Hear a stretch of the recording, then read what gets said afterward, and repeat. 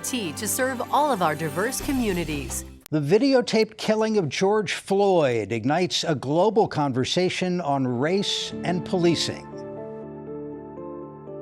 I just wonder what exactly has even changed in Baltimore, in the Baltimore State Police in the last 4, 5, 6 years. Change has to happen on the part of police departments. Yeah, that we have to hold officers accountable and that we have to get to a place where we are shifting resources away from police departments and into alternatives, into community-based solutions. There are some national standards that could be adopted across all departments across our country that saves careers, that saves lives, and builds trust within communities. A conversation on race and policing is made possible in part by the Maryland Department of Health. If you or a loved one is gambling as a way to escape problems, it may be time to rethink. Because if you think that gambling is the solution, then maybe it's the problem. Problem gambling is an addiction, but there is help available. It's free, confidential, and it works. All you have to do is reach out. Maryland offers free help. Just call or text 1-800-GAMBLER. That's 1-800-426-2537. Hello, I'm Charles Robinson. And I'm Jeff Salkin. Welcome to this special broadcast, part of MPT's commitment to fostering unity through dialogue. We'll address these issues with protest leaders and the commanders of 2 of Maryland's largest police departments. A recent USA Today poll makes it clear there is a massive racial disconnect. Only 9% of African Americans say the police treat everyone fairly. It's 43% among whites. And the poll finds 2/3 of African Americans say police using excessive force against black residents is a widespread problem. Only about 1/4 of white residents see it that way. The Black Lives Matter movement has gone from fringe to mainstream. So when we have these conversations around race and police and Black Lives Matter and what do we do now? We keep standing, we keep making enough noise, we keep asking, do you hear me now? We keep saying, I can't breathe. And we do this until something changes. So for the first time, with George Floyd's murder, we've been able to see immediate change. You might think that you're getting pulled over for all the wrong reasons. You feel that you might not go home, you might not see your family the next day, and it's kind of paranoia. Where Black Lives Matter, what does that mean?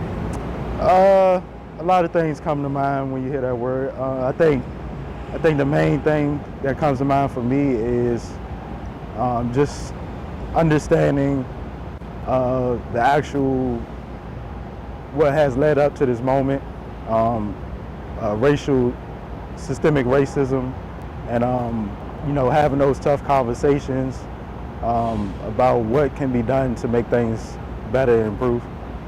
The Black Lives Matter movement initially began in the African American community, but quickly spread to other community activists. The movement and the world began to take notice with the death of George Floyd. From D.C. to Baltimore and across the nation, frustrations have boiled.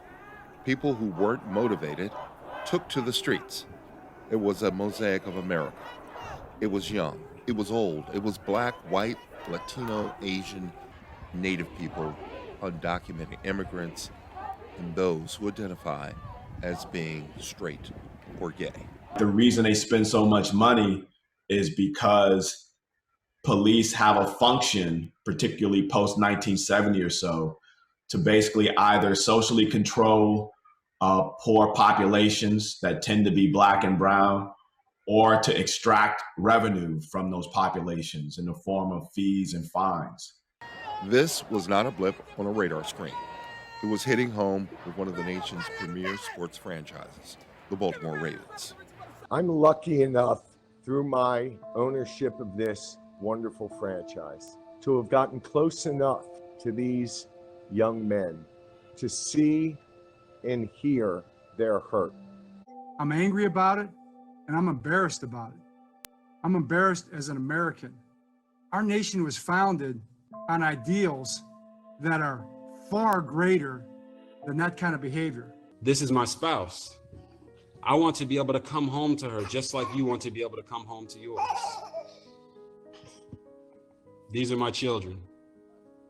I want to see them grow up just like you want to see yours. Ask the questions, ask the uncomfortable questions, and you will come to the conclusion, I hope, that I have, that you don't feel it enough and you don't live it enough if you're not willing to say it.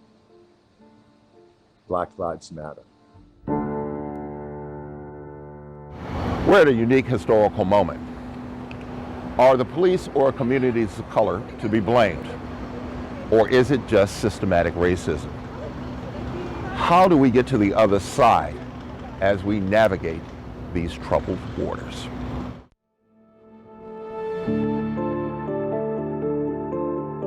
And in a moment, Charles's conversation with Ray Mckesson, civil rights activist and former Baltimorean. First, we spoke with Janetta Ellis, civil rights activist. Janetta, thank you very much for joining us. Where do you think the movement stands right now? And in your view, what's at stake here?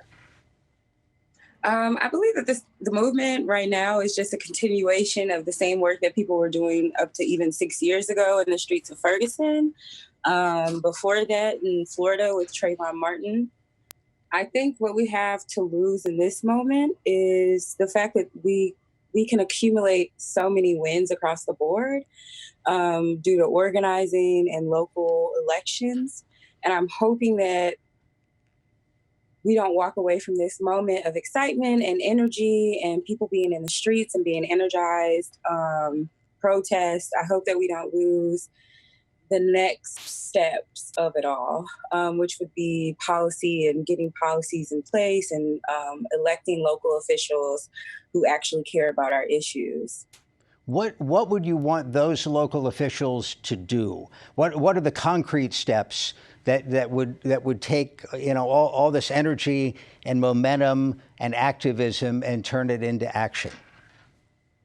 Well, it definitely depends on what city it is. Black folks across the country have their own set of demands depending on what city that they're in. I know in Missouri, in St. Louis, where I'm from, one of the big calls have been, one of the biggest calls to action was to close the workhouse, which recently just happened thanks to the city council.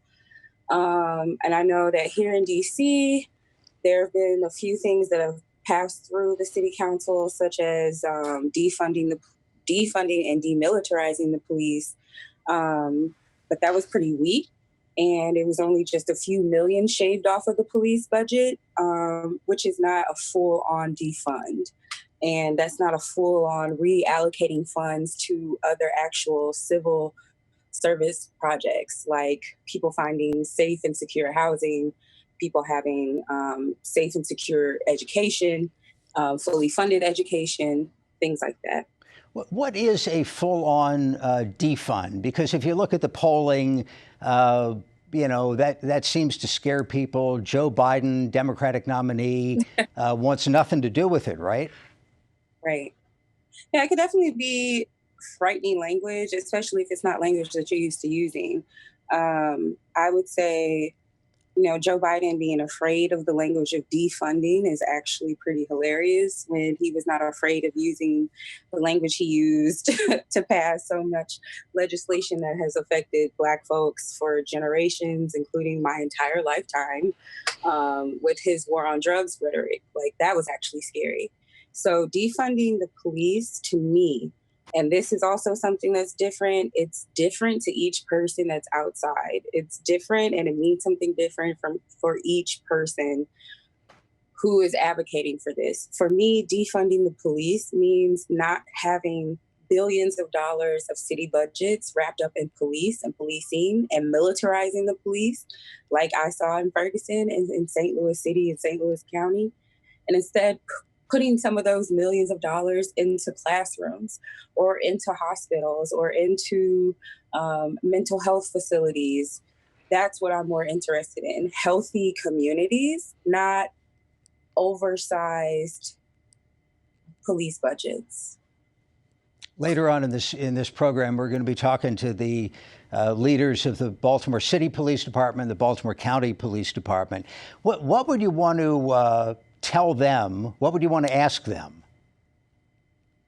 Well, the Baltimore Police, Lord, the Baltimore Police, based on what I saw a few years ago when we were there spending time for the Freddie Gray protests and the subsequent fallout after there was no indictment of any officers, for me, I just wonder what exactly has even changed in Baltimore, in the Baltimore State Police in the last 4 or 5, 6 years. What measures of accountability do they even have for themselves? And what happens when officers inside of the police department actually want to change? Are they blackballed? Are they abandoned by the unions?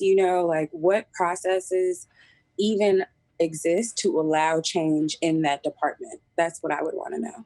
From the standpoint of Campaign Zero, which you helped to start, what do you want local police officials around the country to know? So Campaign Zero, when we first created it, 4 or 5 years ago, was strictly it was a place for us to put onto paper, these are the things that we believe would help bring down and eliminate police violence in our cities.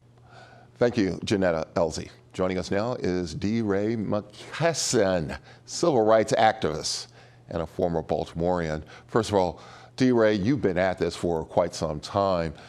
Tell me what's different this time. Yeah, I'm a current Baltimorean. I live in Mount Vernon, is where I actually live, though I still travel a ton.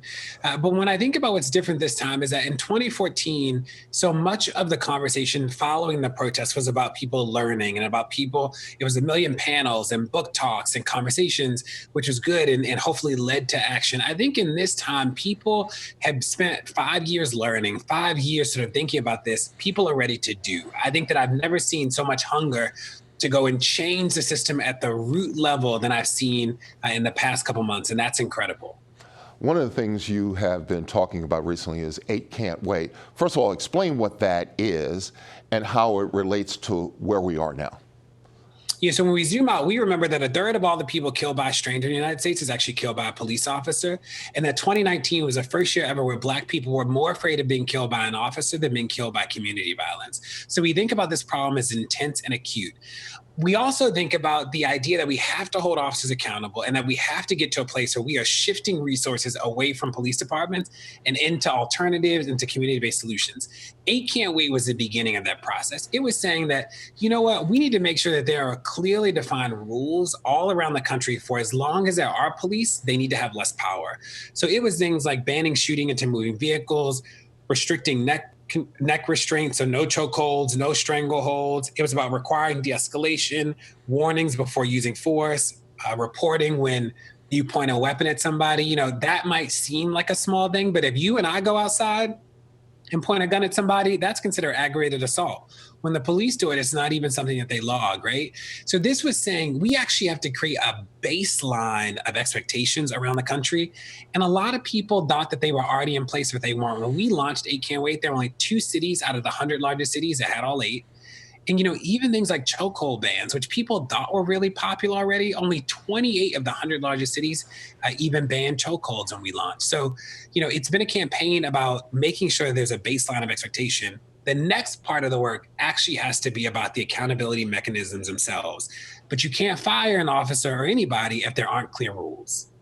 I want to ask you about defund the police. This is somewhat of what you're talking about now. But when you hear that, what are you hearing in that conversation from the folks who are out in the streets? Yeah, so again, when we think about this idea, it's not a new idea. And remember that abolition is something that this country already has a precedent for. It's one of the few things that we did well. We know that we can take systems that harm people and turn them into systems and transform them from being systems that harm into things that heal. We know that we can transition away from policing people with guns as the only way that we deal with safety into something better. Now, when I think about this, I think about moving the money, and I think about reminding people that you already sort of believe in the kernel of the idea. You believe that experts should do what experts do. So who should respond to somebody in a mental health crisis? Probably an expert. Is a person with a gun the expert to deal with suicidal ideation? No. When I think about who should respond to car crashes, do you need a gun to respond to a car crash? Who should respond to homelessness? Probably a trained professional in social work who understands community, not somebody with a gun. And that's the kernel of the idea. Ray, a lot of people have been watching you for years now. Tell us what social media has driven your life. I know, I've been watching it. Tell me what people need to know about this moment as it relates to social justice and social media. Yeah, it's important to remember that in 2014, it was people in St. Louis who came in the street and changed so much of the way that we will forever think about race and policing in the United States. So this work started offline. The online space has definitely amplified this work, and that is really powerful.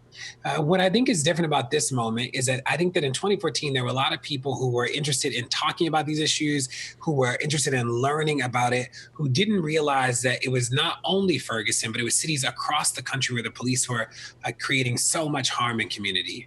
I think today people are like, okay, we learned, we did the reading, we went to the panels, now we're ready to do. We're ready to transform a system from one that hurts us into something that heals us. And I think that that's where we are today. D-Ray, we want to thank you for joining us here on our show. Good to be here.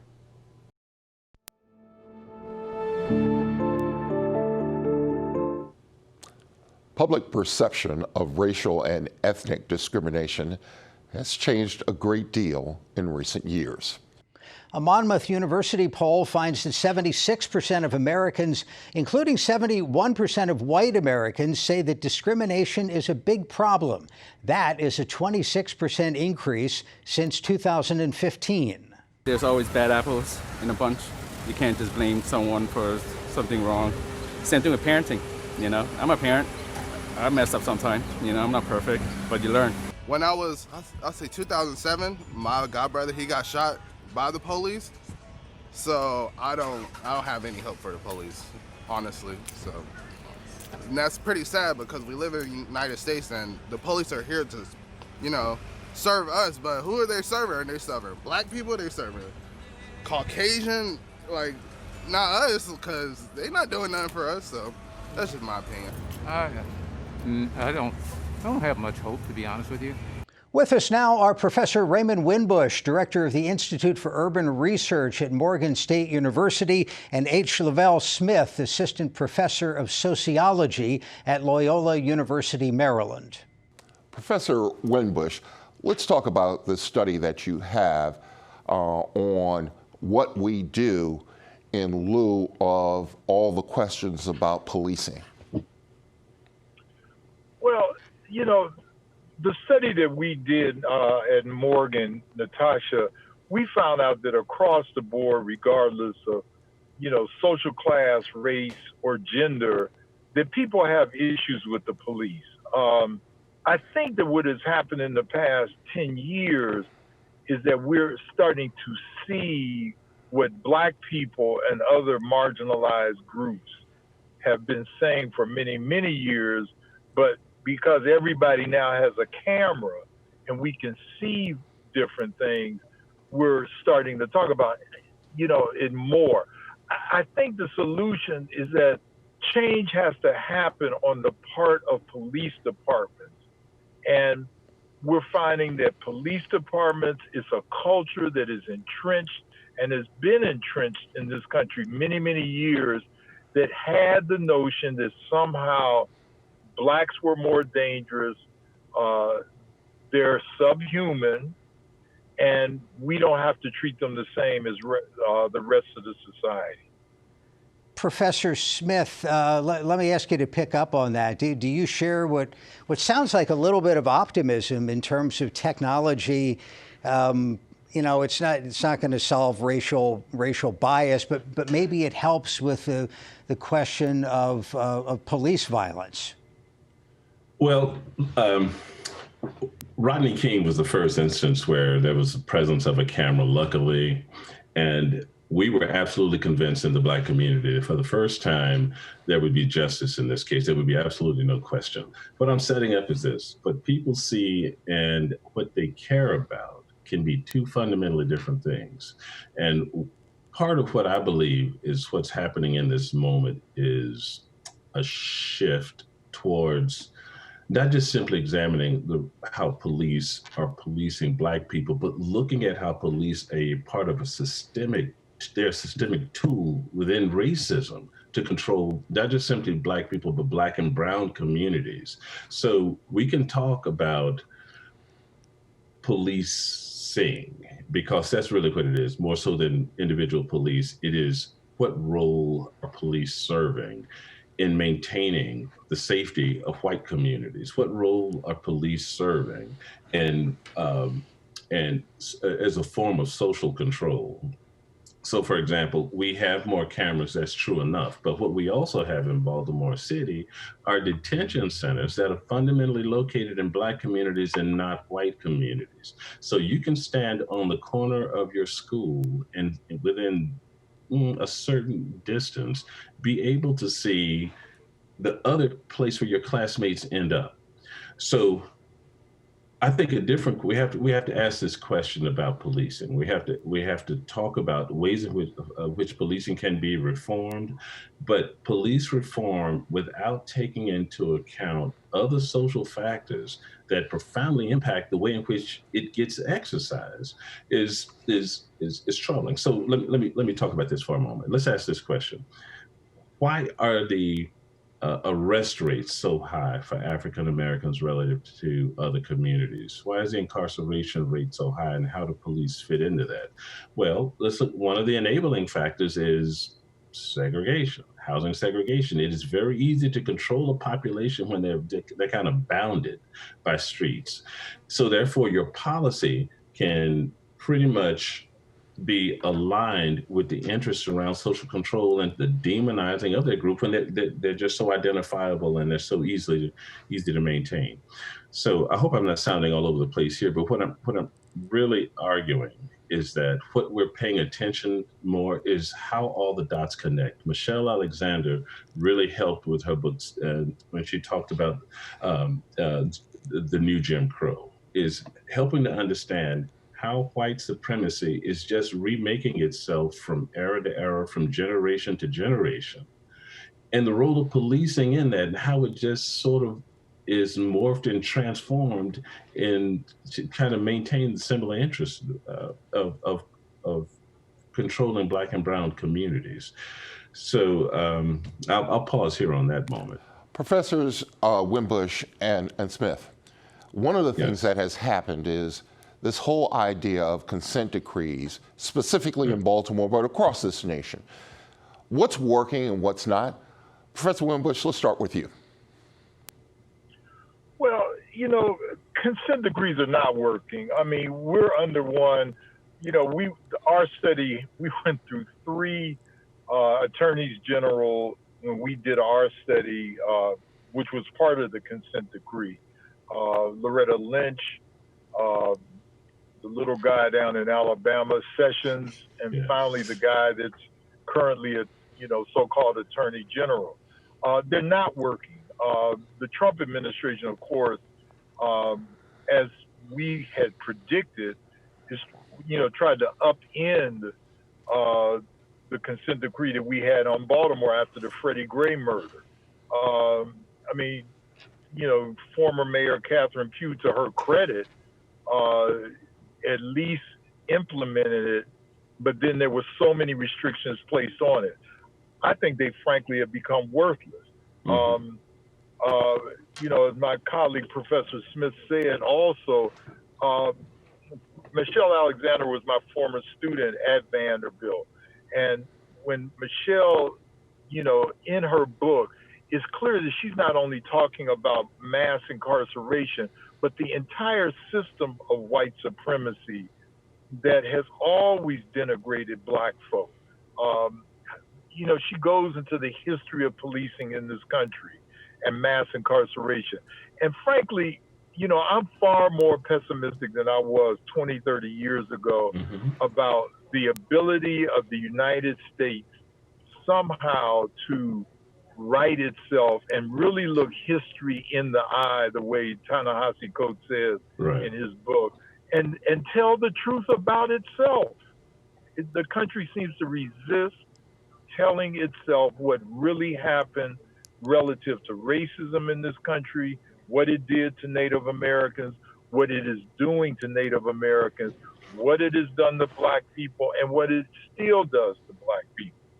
Professor Smith? Yes, I would agree 100%. And in fact, as I'm arguing a moment ago, that the police are really filling the role that they've been set up to fill, it's the same thing with these consent decrees. I think the initiation of consent decrees were intended to quell protests, not necessarily to solve a problem. And you can see once we sort of move away from the establishment of these consent decrees, the administration immediately just took the muscle out from under the whole initiative. And I think here's where we need to turn our attention. And I notice every time there is a there's a school shooting, there is an effort nationwide to pump more money into school resource officers. And this is the place where I don't think we're paying enough attention. In Maryland, for example, in 2017, 2018, I think the state passed a bill that now is mandating that every school from high school to first grade will have some level of school resource officer coverage. I don't believe we need school resource officers in elementary schools. And in fact, we have instances where children are literally being arrested and handcuffed. But the whole idea is to put police in these schools in a way in which they can quickly exercise enforcement.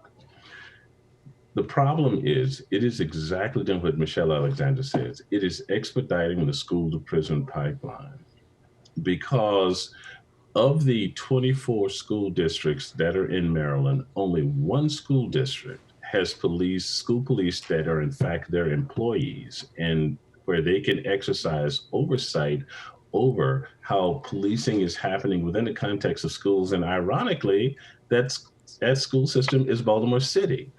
Every other school district in Maryland, the school resource officers are placed by and staffed by the local police department, which means this. So if an instance happens within the school, that police person has some discretion on whether or not they take them down and book them. And that child sort of gets a record.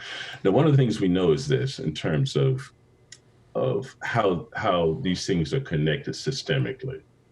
Black children and brown children are policed differently in the context of the schools. Black children and brown children are given no grace. They are kids. They make adolescent, all kind of, bad choices that we made.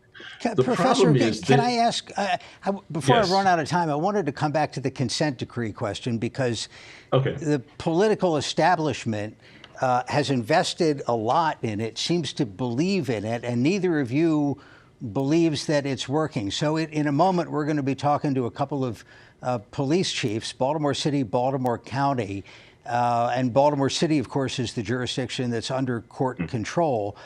What's wrong with it? Why is it not working? And what should I be bringing to the attention of the police chief in a minute? You should, in the study that we did, you should ask why police unions, have far more control over how policing occurs than the chief of police. Baltimore is a good example of that. In the final analysis, it depends upon the will of the people to deal with racism in the police department, but in the society in general. And this idea that somehow racism is exceptional. The killing of George Floyd was exceptional, or Freddie Gray. It's not true. We are not an exceptional nation when it comes to dealing with racism. And the police department, the attorney general, and all of these consent decrees, be it in Oakland and Cleveland, where they haven't worked. They haven't worked. No, it comes down to how police are trained. It comes down to how police are hired. It comes down to use of force policies and how they're monitored, as well as Dr. Winbush said, how police are protected, either through unions or through the court system. So let me just go back to Baltimore City, for example. The corruption that was identified as part of the consent decree for Baltimore City, we're still seeing evidence of it. Police are still being arrested for corruption. And we are how many years out now? 3 years? This is their third year? 5 years they've been under consent decree, and we're still seeing corruption. So I went today and I decided, so what does the job application look like to become a policeman in Baltimore City? The first thing is this: all you need is a high school degree. A AA degree or a college degree will give you some preference in hiring. But you know what else will give you preference? Military background. The training of policemen in academies focuses so strongly on use of force, weaponry, on self-defense, on problematizing the communities as the enemy. And I just want to racialize this, because we're not problematizing people living in Homeland and Guilford as the enemy. We're problematizing people who live in East Baltimore and Sandtown, Winchester. We're problematizing these communities as the enemy. And you're putting individuals in there who are in their 20s, perhaps with no college degree, who are literally being trained in militaristic ways, and we're expecting them to understand the notion of community policing. We're trying to get them to develop more of a symbiotic relationship with the people that they're there. And that's not how they're trained. And that's not how they're being rewarded. So when cadets graduate, one of the first things is kind of like an initiation. They're being judged on how many arrests and how many traffic stops they can affect, as opposed to going into the community and how many relationships children they can mentor and things like that. It's the system. Anyway, so I think the hiring process and training is part of the reason it continues to reproduce itself the way it does. Let me ask you one question, a broader question about the protests, the movements that have arisen in the past 5-6 years since Ferguson and Freddie Gray. With the broader perspective that you gentlemen have looking at history, how do you rate the performance of this newer generation of activists? Are they on the right track? Have they learned the lessons of the past? Well, I always tell my students that there's a difference between a movement and, a movement and mobilization. And I always say that movements, when they become organizations, mobilizations, when they become organizations, be turned into movements. So MOM, as I tell them. So you look at the Montgomery bus boycott, they organized and it became a movement. So I think that the young people, I talk to them a lot. Some of them have to have more historical understanding of how movements are formed. I dislike seeing these signs that say, "We aren't your ancestors, we will mess you up." And I'm sanitizing that. But I think that they are just simply tired And as is the older generation of black men and black women being killed, from Breonna Taylor to Ahmaud Arbery, and they're just simply fed up. And I think that this is a reckoning. Just like a couple of years ago, the Me Too movement was a reckoning.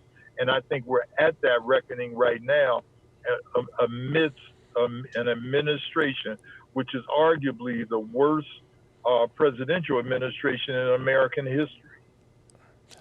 I would agree with that. Yeah, Go ahead, I'm sorry. I'm going to ask a question real quick about this whole idea that there is no more hope.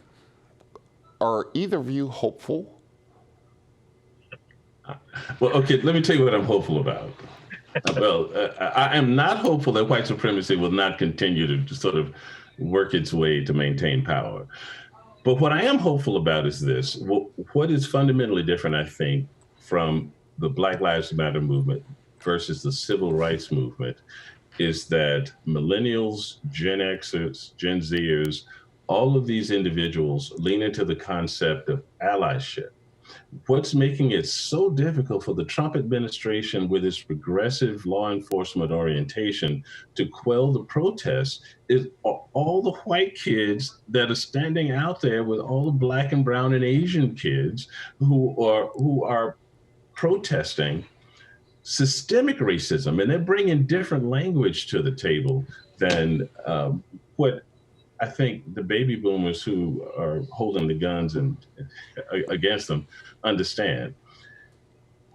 I am hopeful that they have learned that there's a power in the new technology. There's a power in social media that they're evidencing, that they can take Amy Cooper, send out a video in the morning of her trying to get a black birder arrested. By that afternoon, social media has identified her by name, who her employer is. They put pressure on the employer to be accountable, and Franklin Templeton released her by the afternoon. So that is different. They're not showing up with guns. And I don't know why the Trump administration is leaning so much into demonizing the protesters. They want to show up and shoot you and kill yourself like this. They're showing up with their phones, taking pictures. They're using social media effectively, and there's a power that the system is having trouble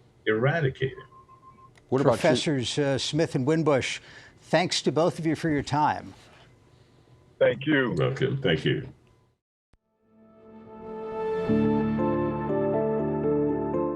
Polling so far doesn't find strong support for the idea of defunding the police.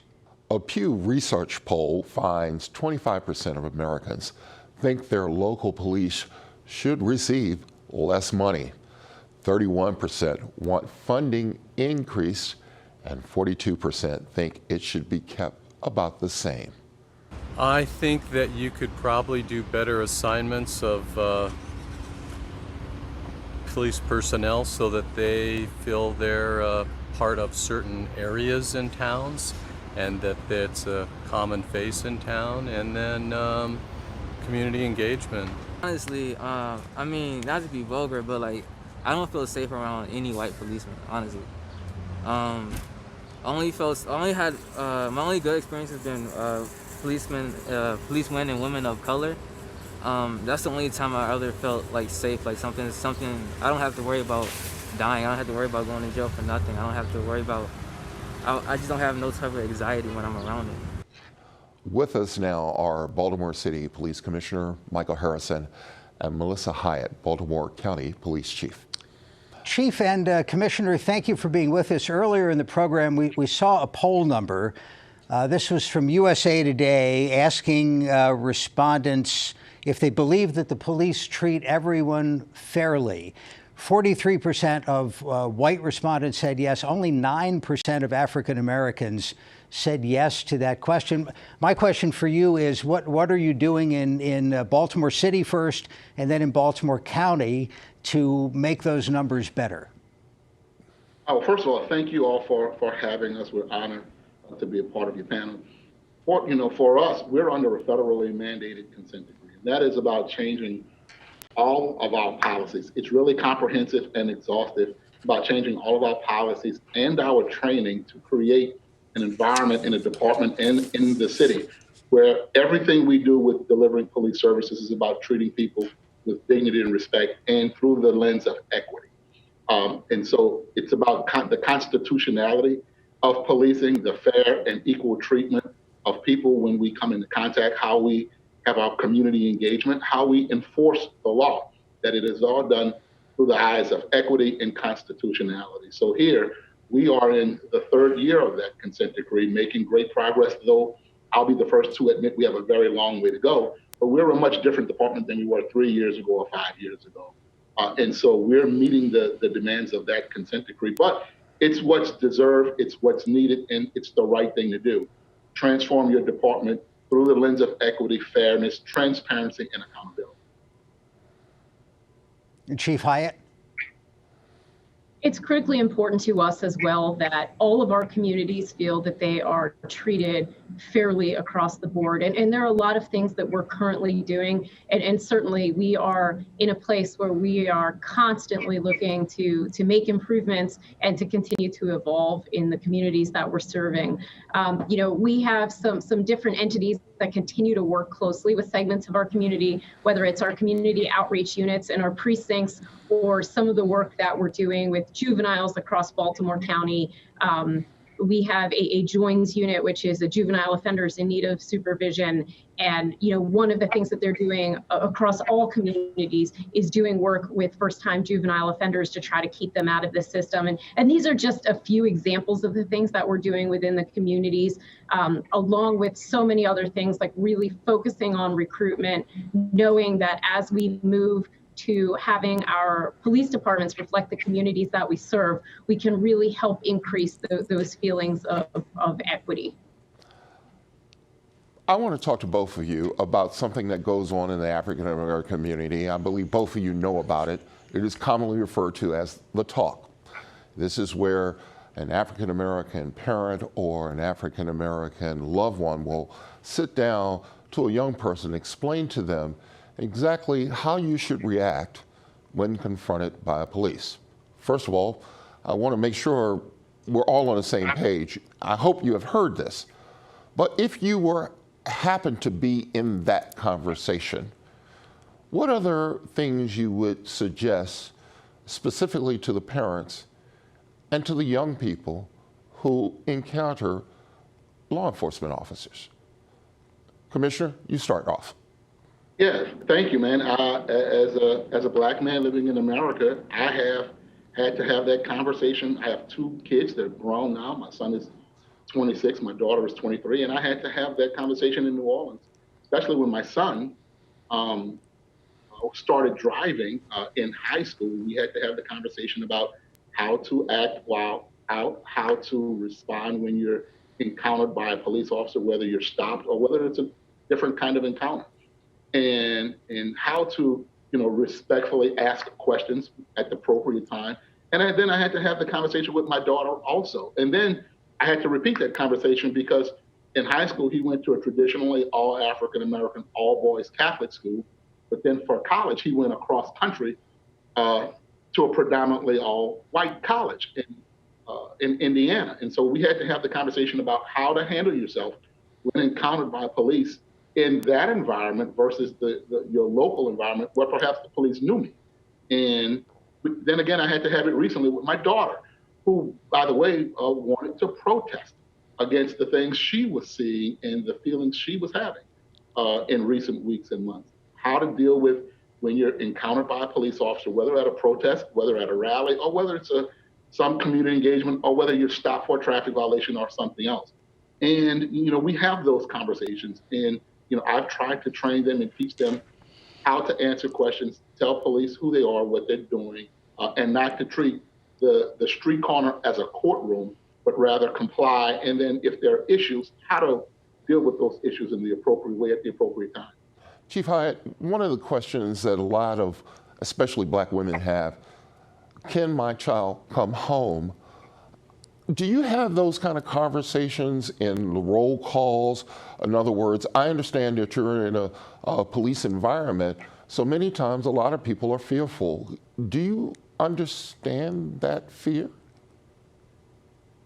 You know, certainly, obviously, being a Caucasian female, I haven't had some of the same experiences that, say, Commissioner Harrison has had, even with his own family. But I will tell you, from different parts during my career, having been involved in a program in which we had youth sit down with police officers to have discussions like this, to explain, you know, have youth articulate why they're fearful, have officers explain why they take some of the actions that they take, are really important conversations to have. One of the things that we're really fortunate about in Baltimore County is that all of our school resource officers across Baltimore County Public Schools are Baltimore County police officers, and they are able to be involved in some of these discussions. And I think that they're conversations that need to be had at home, but are also really important to have when we have the ability to have our youth sitting down having these candid conversations with our police officers as well. I heard a question earlier in this program from one of our other guests who raised a point that I hadn't heard raised before about police hiring. And he said that among the qualifications that departments in general are looking for, they often have a preference for people who have served in the military. And his view was that contributed to the militarization, the us versus them nature of policing in some areas. My question for you both, Chief Hyatt first, is that, I mean, certainly everybody respects people who have served their country in the military. Do you see that that might be a concern going forward? I'll say this, we are looking for qualified men and women to join our police department. And certainly we have hired many people that are returning from the military, many outstanding people that are returning from the military. And in fact, we have a program that works directly with soldiers transitioning from Army life to civilian life.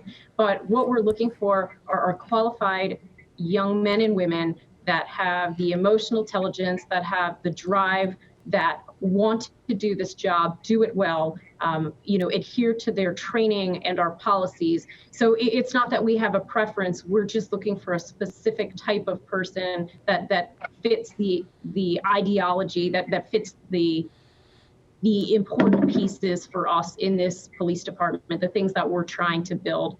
And while certainly a military background or a college degree can be helpful in terms of life experience and some other values, we're just looking for people that overall have the values that we as a police department find important. I would agree with that. She said it very well, that we're looking for people who have the right temperament to be police officers, not just in the profession, but in our specific agencies. And and I have a military background, I did 8 years in the National Guard, and we are looking for people who understand the value of work and people who show up to work, show up on time, and are willing to give a full day's effort to work.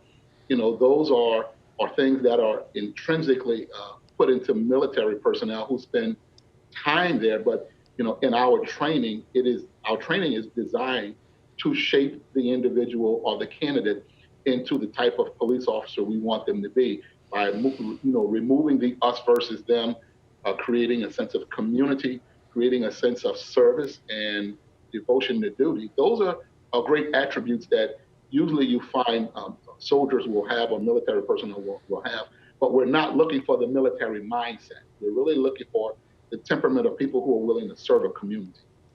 Both of you have had an opportunity to interact with the Fraternal Order of Police. In some instances, it's not been I would say, a cordial relationship, but sometimes they push back against some of the orders that you give. Help the audience understand how that relationship is supposed to work and how you would like for it to work. Commissioner Harrison, let's start with you. Well, certainly we have to be at the table. We have to meet and to talk about issues and work through issues that are important to the members of the department and the members of unions and labor organizations. The way it is supposed to work is if there are agreements that the agency would live up to those agreements, but certainly there has to be at the executive level, the autonomy and authority to be able to run the organization that is in the best interest of the people. And many times in bargaining agreements, sometimes they're not set up that are in the best interest of the community at large. They're set up in the best interest of the members of the organization. And so we run into natural conflicts. And so what we're supposed to do is to work through those collaboratively to make sure that we are serving the people, because we are here for one purpose, to serve the people. And that we're doing it in a way that doesn't create harm to the officers and that are harm to the agency. Sometimes it can be adversarial, but it doesn't have to be adversarial, especially in a public way. It doesn't have to be that way. I do believe that we can have success, we can have coordination and collaboration, but I do believe everything that we do has to be in the best interest of the people we serve. Chief Hyatt, let's get your comments real quick. Absolutely. So there are certainly times that we have different perspectives, that I see things in one light and my union leadership may see things in another light. But at the end of the day, we really are all trying to move forward and make progress together. And, you know, I absolutely, while there have been times that we are not on the same page with certain things, and that's to be expected, what we have to hope for is communication. And I feel very fortunate. My union president and I are consistently speaking and working through issues together, understanding that there are things that are changing in our profession right now, and we need to be proactive so that way we're not being reactive to things. And I really do feel confident that at the end of the day, by us working together, it will not only be better for the men and women in our police department, but it'll also make us a better police department for the communities that we're serving. Last question, and I have time for about 45 seconds from each of you on this. Let me just get to the bottom line here, which is that obviously around the country, we need police departments to stop killing people unnecessarily. What are you doing locally? What could you do locally that you think would make a difference across this country? Well, once again, we're in a consent decree. We reformed all of our policies, and we have now the latest in national best practice use of force policy, and we're in progress of training our department on best practice for stops, searches, and arrests. And I think the country is now demanding for departments to have policies and training and protocols that make officers exhaust all options before using deadly force, and only use it when it is absolutely necessary to save life or protect people from great bodily injury or death. And I think that some departments are doing that, but there are no national standards. I would advocate for national standards for all departments to have the latest best practice policy that brings all departments in line with ways to really use either less lethal or exhaust all options. Certainly, there will be times where there won't be time to go through that continuum, but that there are some national standards that could be adopted across all departments across our country that saves careers, that saves lives, and builds trust within communities. Chief Hyatt? Every use of force is heavily scrutinized, and certainly when someone loses their life, that is something that is heavily scrutinized and investigated. In our agency, we've done a few things. We have created an accountability and compliance director who is really looking at our training and our policies to make sure that we continue to evolve as necessary. One of the first things that I did when I got to the organization was create a position for a diversity and inclusion director, and really in terms of building public trust and coming up with strategies for us to really be able to look at some of these concerns in the community and find the best ways to address them. We are really looking at building a solid blueprint to tie us even more closely to the community that we serve. You know, a few of these things, like our newly structured Professional Standards Bureau, are being done to make sure that we continue to scrutinize the action that our officers take. And again, you know, the majority of the time our officers are doing outstanding work, and we support the good work that they're doing, but we have policies and training in place to make sure that we can support that good work. But in situations when it's not to the standard that we expect it to be, or when there's a critical incident, it's to make sure that we have the ability to hold people accountable in the way that the community deserves. Chief and Commissioner, we know how busy you are. Really appreciate the time. Thanks very much. Thank you for having us. We invite you to visit mpt.org/race resources for additional information about MPT's Standing Against Racism initiative. Now for personal reflection. You may have noticed we filmed our open for this show in Washington, D.C. at the Black Lives Matter Plaza. It is not lost on me that this was the last place where Congressman John Lewis of Georgia was photographed and filmed before he died. I've interviewed Congressman Lewis many times over the years. He was the last surviving speaker from the famed March on Washington. He often talked about race and race relations. His death allows us to reflect not where we are, but where we could be. Stay tuned for a PBS special. John Lewis, Get in the Way. Our thanks to WYPR Radio for simulcasting this program and for all of our guests for joining us tonight. Remember to follow us on Twitter at MPT News, and you can find a replay of this program at video.mpt.tv. For all of us at MPT, thanks for watching and have a good night. A conversation on race and policing is made possible in part by the Maryland Department of Health. If you or a loved one is gambling as a way to escape problems, it may be time to rethink. Because if you think that gambling is the solution, then maybe it's the problem. Problem gambling is an addiction, but there is help available. It's free, confidential, and it works. All you have to do is reach out. Maryland offers free help. Just call or text 1-800-GAMBLER. That's 1-800-426-2537.